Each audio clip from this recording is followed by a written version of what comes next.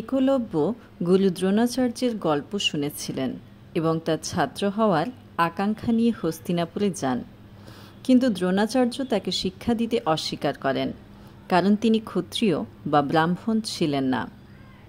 একলব্য নিজের ইচ্ছাশক্তি দিয়ে একটি দ্রোণাচার্যের মাটির মূর্তি তৈরি করেন। সেটিকে প্রতিমা করে মানসিকভাবে শিক্ষা নিতে থাকেন। দিনে দিনে তিনি এক অসাধারণ তীরন্দাজ হয়ে ওঠেন। একদিন হস্তিনাপুরের রাজপুত্র ও দ্রোণাচার্যের ছাত্র অর্জুন বনে অনুশীলন করছিলেন। তখন একটি কুকুর ঘেউ ঘেউ করছিল।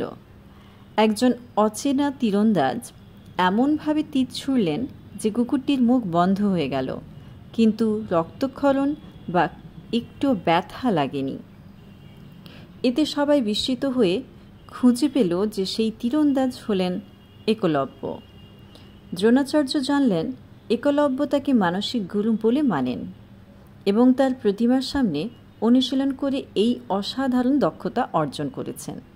তখন দ্রোণ বললেন, যেহেতু তুমি আমাকে গুরু বলে মানো, তবে গুরু দক্ষিণা দিতে হবে। একলব্য বললেন, কি দক্ষিণা চান গুরুদেব? দ্রোণ বললেন, তোমার ডান হাতের ওষ্ঠঙ্গ, অর্থাৎ বুড়ো আঙুল। একলব্য কোনো দ্বিধা না করে নিজের আঙুল কেটে গুরু দক্ষিণা দেন। এখান থেকে শিক্ষণীয় বিষয় এটাই, শ্রদ্ধা ও একাগ্রতা থাকলে একলব্যর আত্মনিয়ম আর নিষ্ঠা তাকে অসাধারণ করে তুলেছে।